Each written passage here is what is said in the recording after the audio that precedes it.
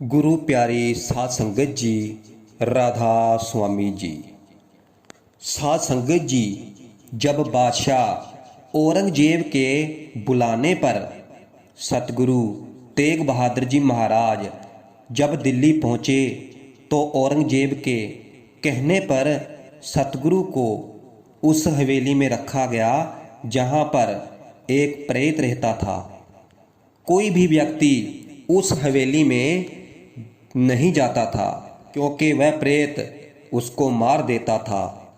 तो बादशाह की आज्ञा लेकर पहरेदार सतगुरु महाराज जी को उस हवेली में ले गए। चारों दिशाओं में पहरेदार बिठा दिए गए और जो सेवक गुरु जी के साथ थे वह बाहर बिठा दिए गए। उधर औरंगजेब सोचने लगा कि अब वह प्रेत गुरु जी को मार देगा। तो औरंगजेब के वजीर उसको कहने लगे कि आपने बहुत ही अच्छा तरीका अपनाया है कि मारने के बिना ही गुरु को मार दिया जाएगा, तो डर के कारण मुसलमान हो जाएंगे। और उधर हवेली के चारों तरफ पहरेदार खड़े हुए थे और सतगुरु हवेली के अंदर विराजमान थे। तो जब रोशनी खत्म हो गई और अंधेरा छा गया तो वह प्रेत उस हवेली के अंदर आ गया। वह भयानक देह वाला प्रेत गुरु जी के सामने प्रकट हो गया। तो जब उसने सतगुरु को देखा तो उनके तेज से बहुत ही प्रभावित हुआ। तो साध संगत जी, उस प्रेत ने अपने हाथ जोड़कर गुरु जी के चरणों में नमस्कार की और निमाना होकर विनती की कि हे गुरु जी, आप जी का यहाँ पर वासा हुआ है और मुझे आपने दर्शन दिए हैं, मैं धन्य हो गया हूँ। आप मुझे अपना सेवक जाने और मुझे आदेश करें। जल को छूने की मुझ में शक्ति नहीं है। अगर मैं आपके लिए भोजन लेकर आऊं तो मुझे पता नहीं है कि आप मेरे हाथों का भोजन ग्रहण करेंगे या नहीं। यहाँ पर जो भी आपका दोषी है, आप जैसा हुक्म करो मैं उसको मार देता हूँ। आप जैसी सज़ा कहो मैं उसको वैसी ही सज़ा दे देता हूँ। उनको पकड़कर नगर से दूर जाकर मार दूंगा, कोई जान नहीं पाएगा। इस तरह कर दूंगा और उनके बच्चे आदि ख़त्म कर दूंगा, उनके घर की जड़ें उखाड़ दूंगा। आप जी की आज्ञा के अनुसार ही मैं यह सब कुछ कर दूंगा। तो फिर उस प्रेत की बातें सुनकर सतगुरु जी ने फरमाया कि हमने किसी को भी दुश्मन नहीं माना है, किसी को मारना उचित नहीं है, क्योंकि सभी जीव अपनी भागों के कारण हैं। ये करने वाला एक परमेश्वर ही है, उसके आगे ये बेचारा जीव क्या है। परमेश्वर ही सभी को मारता है और उनकी रक्षा करता है, इसलिए शांत ही रहो। ये सुनकर प्रेत सोचने लगा कि गुरु जी का मेरे पास वासा हुआ है, अब मेरे पास मौका है, अब मैं इनकी कोई सेवा करूं तब ही मेरा काम सफल होगा। तो वह प्रेत अंतर्ध्यान हो गया और वह एक बहुत बड़े बाजार में चला गया जहां पर बहुत कुछ था और वहां जाकर सोचने लग गया कि मैं गुरु जी के लिए ऐसी वस्तु खरीद लूं जो कि गुरु जी मेरे हाथों से ग्रहण कर सकें, उसमें कोई नुक्स ना निकालें। तो उसने सभी बाजार में उस वस्तु की खोज की और वह एक दुकान के आगे जाकर खड़ा हो गया।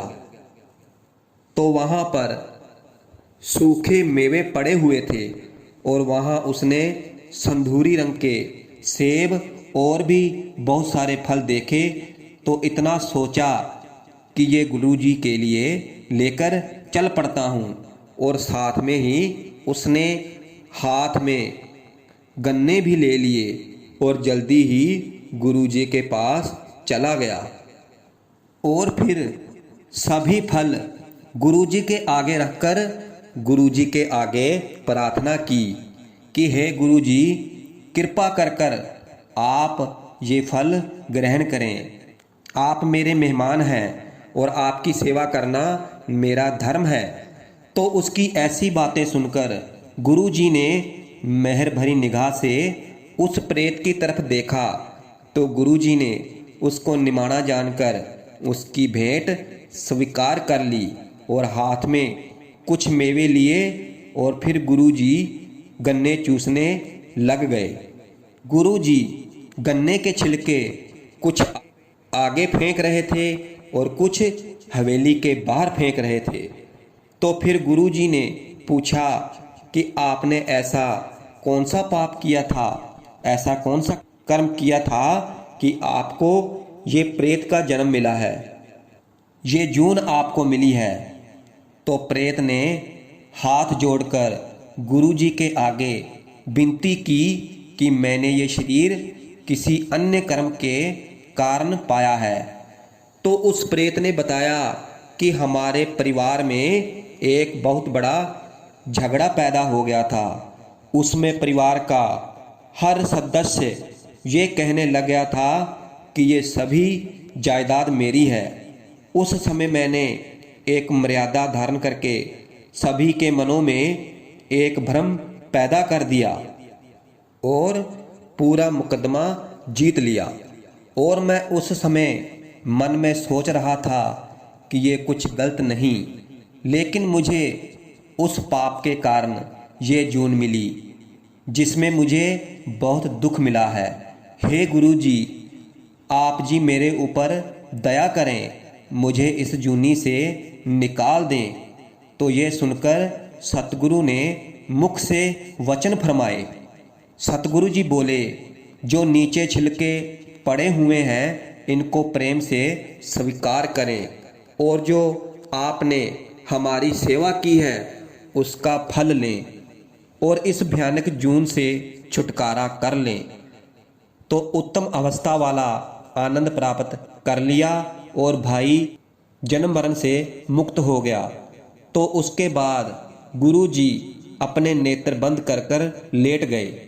तो जो उस समय सतगुरु जी ने गन्ने के छिलके हवेली के बाहर फेंके थे, उस समय पास में ही सिंह बैठे हुए थे। तो उसमें से एक सिंह ने सतगुरु द्वारा चूसे हुए गन्ने का छिलका अपने मुंह में डाल लिया और जब वह उस छिलके को चूसने लगा तो उसे बहुत ही आनंददायक स्वाद प्राप्त हुआ, आनंद प्राप्त हुआ। साध संगत जी, जब उसने सतगुरु द्वारा फेंके हुए छिलके को ग्रहण किया तो वह बहुत ही शक्तिशाली हो गया। उसके बाद उसे इस बात का अहंकार भी हो गया और इस तरह का सोचने लगा कि मेरे मुकाबले का यहाँ पर कोई भी नहीं है। तो उसी तरह सूरज चढ़ गया और अंधेरा खत्म हो गया। तो उस समय यहाँ पर सतगुरु जी शांति के साथ विराजमान थे, बहुत ही गहरी नींद में सोए हुए थे, शांति के साथ विराजमान थे। तो वहाँ पर और कुछ सैनिक सतगुरु के पास आए तो उन्होंने देखा कि प्रेत ने कुछ भी नहीं बिगाड़ा और बहुत ही आराम से बैठे हुए हैं। जब सतगुरु हवेली से बाहर निकले तो उनके जो सिख साथी थे उनसे मिलने आए। तब उन्होंने सतगुरु के चरणों में अपना सिर रखकर उन्हें नमस्कार की। तो साध संगत जी, उस समय जो शक्तिमान मनुष्य जिसने गन्ने के कुछ छिलके उठाए थे, दोनों हाथ जोड़कर बोला कि गुरु जी, आप इतने दुख क्यों सहन कर रहे हैं? आप एक बार मुझे हुक्म करें, मैं हर तरह से समर्थ हूँ, मैं जो चाहूँ वह कर सकता हूँ। हर किसी रूप में आप इसे देख सकते हैं। मैं आपके हुक्म से तुर्क बादशाह समेत सब तुर्कों को मार दूंगा। मैं ऐसा काम करके दिखाऊंगा कि इनकी संतान भी बच नहीं पाएगी। दिल्ली और लाहौर में जहाँ पर तुर्कों का बहुत जोर है, जहाँ पर तुर्कों के बहुत बड़े घर हैं, जहाँ पर स्त्रियाँ पुत्र और बहुत बड़े परिवार जहाँ पर रहते हैं, दोनों नगरों की जितनी धरती है उतनी मैं अपने दोनों हाथों से ऊपर उठा लूँगा। बहुत ही तेजी के साथ इनको आपस में टकराकर इनके सभी घर तोड़ दूंगा, इनका खात्मा कर दूंगा। फिर इनको उल्टा कर कर नीचे फेंक दूंगा, जिस करके फिर ये दुश्मन नहीं उठ पाएंगे।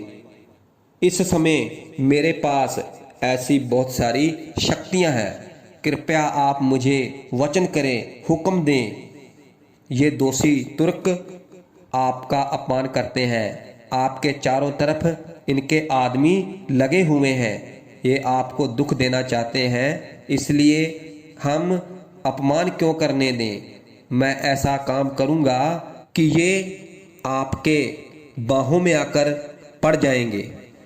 तो साध संगत जी, उस सिंह की ऐसी बातें सुनकर सतगुरु जी मुस्कुराए और उठे और उसका हाथ पकड़कर सतगुरु ने हल्का सा दबा दिया। गुरुजी ने जो शक्ति पैदा हुई थी वह सारी खींच ली। उसका शरीर फिर उसी तरह खाली हो गया। उसने अपने अंदर जाना कि वह फिर फोक हो गया है, उसके अंदर पहले वाली शक्ति नहीं रही। वह पछतावा करता हुआ दुख महसूस कर रहा था और सोच रहा था कि ये मेरे साथ क्या हो गया है। तो उसके बाद सतगुरु ने उस सिख को कहा कि जिस तरह आप चाहते हो वैसा करें, आप नगरों को आपस में टकरा दें।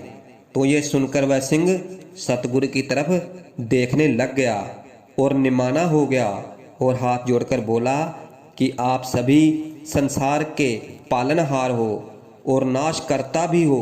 आप पूरे संसार के कर्ता पुरख हो। आप जो चाहो वह कर सकते हो। मैंने आपके बड़े प्रताप की महिमा नहीं जानी और अपने आप को जिताने लग गया कि मैं गुरुजी की सहायता करूंगा, कि इन सभी लोगों को मार गिरा दूंगा। तब गुरुजी मेरे शरीर अंदर बड़ी शक्ति प्रवेश हो गई थी। सभी बातें सच्ची कही थी, लेकिन जब आपने मेरी बाजू पकड़ी तब मैं कंगाल हो गया। मेरे अंदर कोई भी शक्ति नहीं रही। मेरे अंदर जो भी जोर था वह सारा खत्म हो गया। अब आप जैसा चाहते हैं वैसा करें। तो यह सुनकर सतगुरु जी उस सिंह को समझाने लगे, जो श्रद्धा धारण करके हमारे पास आया था और तूने सिख धर्म को अच्छी तरह निभाया और फिर तुर्कों के बुरे व्यवहार को देखकर मन में सोच विचार करने लगा। फिर आपने हमारे ऊपर शक किया कि ये गुरुजी समर्थवान है या फिर नहीं, इसलिए हमने आपकी तरफ गन्ने के छिलके फेंके। आपने गन्ने का स्वाद देखने के लिए मन में इच्छा धारण की और हमारे जूठे छिलके मुंह में डाल लिए, जिसके कारण तेरे अंदर शक्ति आ गई थी, जिसकी सेवा करके अंदर शक्ति पैदा हुई। लेकिन आपने इस तरह की विवेक शक्ति को समझा ही नहीं। ये सुनकर उस सिख ने नमस्कार की और कहा, हे प्रभु जी, ये आप अपनी लीला खुद ही जानते हैं, तो बात भी करते हैं वह हमसे देखा नहीं जाता, इसलिए आपके पास आकर मैंने ये सब कहा था। हे प्रभु जी, मुझे माफ़ कर दें, हमारी मत अनजान है, फिर ऐसी बात कभी नहीं करूँगा। अब आपको जिस तरह अच्छा लगे आप उसी तरह कार्य करें।